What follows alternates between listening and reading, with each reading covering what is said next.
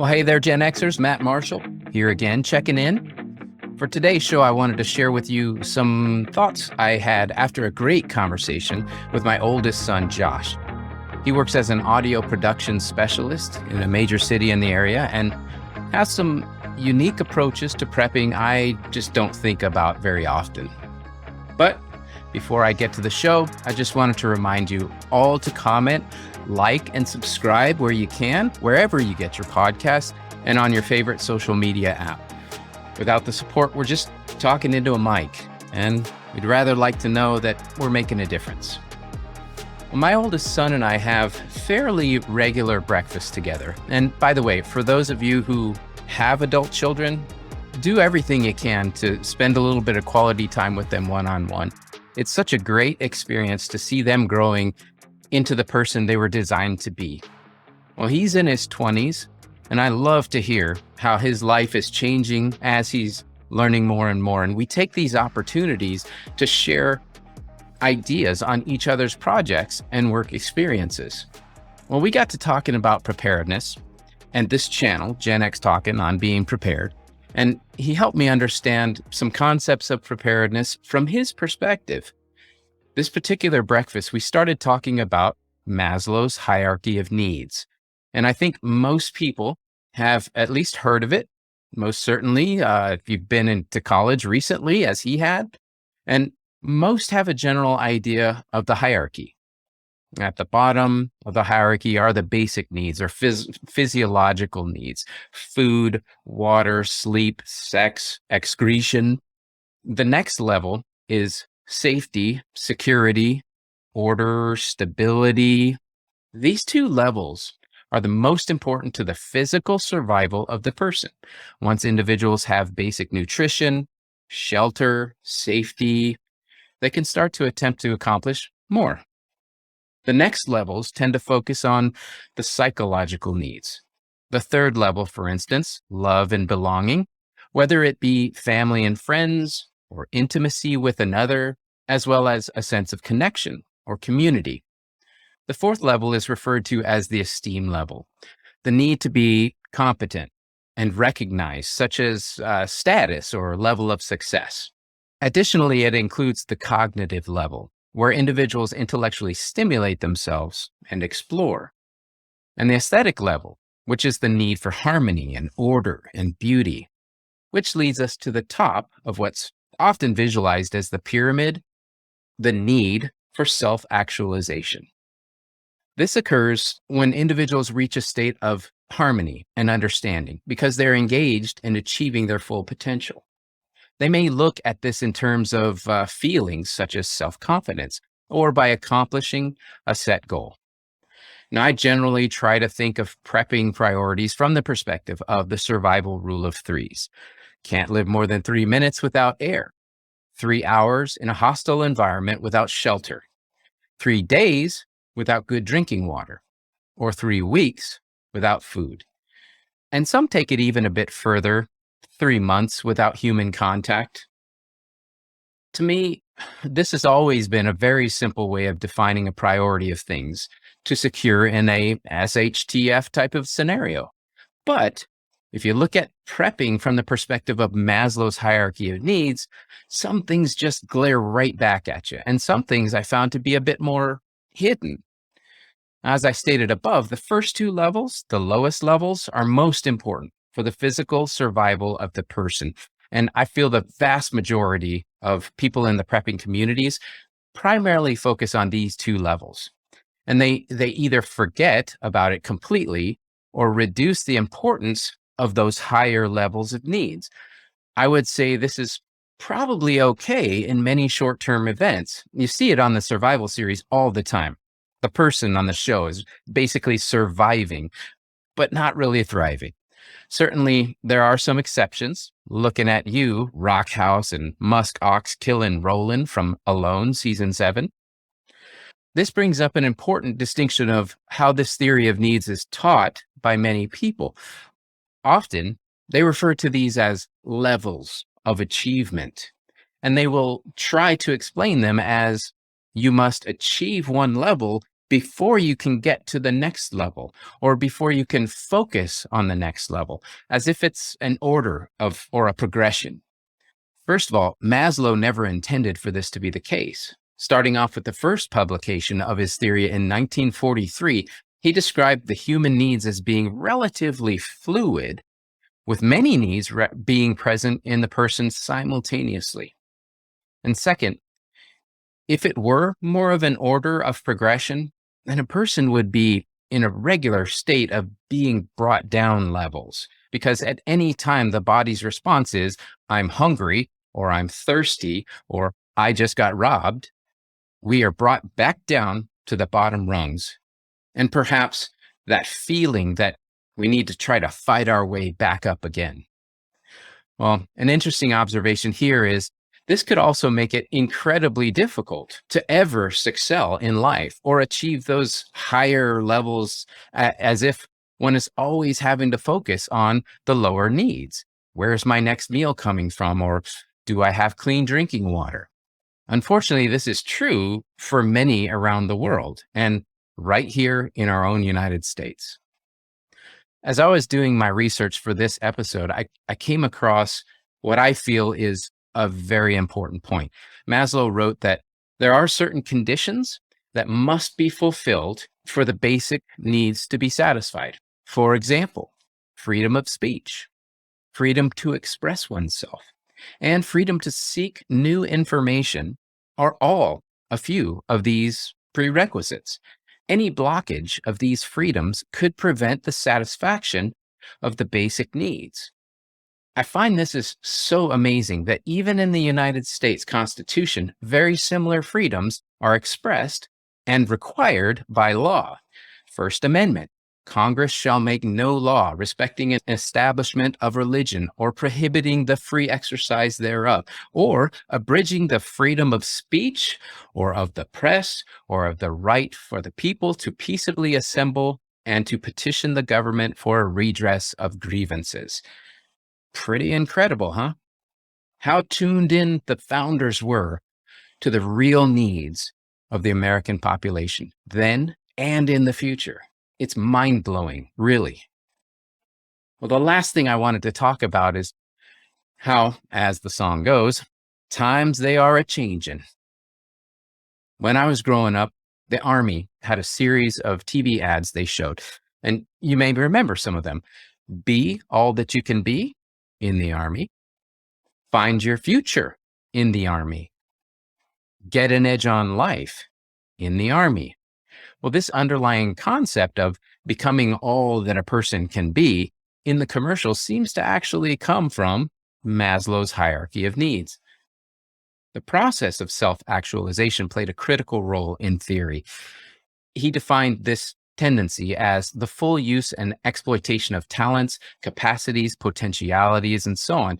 In other words, people are constantly in the process of striving to reach their full potential. Self-actualization is not an endpoint or a destination. It is an ongoing process in which people continue to stretch themselves and achieve new heights of well-being, creativity, and fulfillment.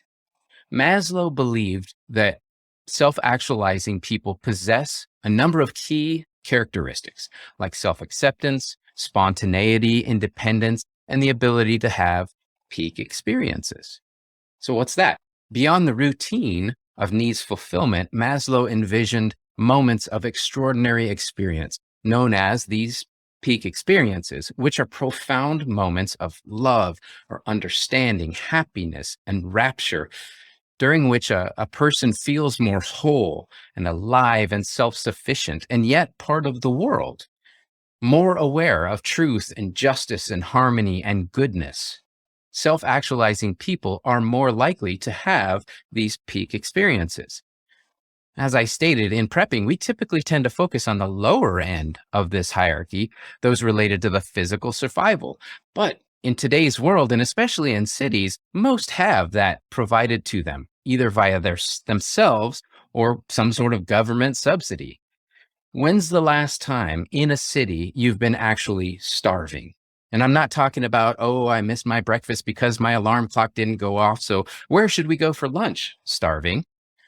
I'm talking about real, cupboards bare, not knowing where my next meal is coming from, starving. Or when's the last time you were actually concerned about your drinking water? And try to set aside these big media frenzies around the Flint, Michigan or the Jackson, Mississippi fiascos, but think of your own environment and if or when you've really been concerned about water not being available. And last, think about security, walking down the street or in a parking lot, getting to your car, or that car breaking down on the side of the road. Some would argue these are reasons to focus on prepping on those more basic levels, but consider additional prepping from the perspective of the higher levels of needs. Build a community, love and belonging, esteem, respect, status, recognition, strength, and freedom, self-actualization, be all that you can be. I mean, how can you be confident? How can you help others, like family or friends, if you're in a situation where you have no idea where your next meal is coming from? I want to end this episode with a little bit of application my son and I talked through. Now, he has a job that demands his presence right in the heart of a large city, taking public transit daily, large meeting rooms with a lot of technical responsibility. So his preparation really means he has to envision what the customers might need well ahead of time and be ready to respond with the right tools and equipment for a successful event. He explained a concept of how in each work environment, it's like a village, and there are goals the village people have in mind, maybe protecting themselves from an aggressor village or building something together within the town. His team would be considered something like mercenaries or other outsiders coming in to support that village in its efforts. So there's a challenge to ensure the outsiders can speak the same language, or at least have some form of translation going on. To apply this concept, consider in your work or daily life how you might recognize situations in which you can't understand others or they can't understand you. Doesn't have to be an actual language difference, but could be in your profession, just something technical maybe. A person with a background in electronic security with a lot of security equipment, computers, network type scenarios may have certain layers of vocabulary.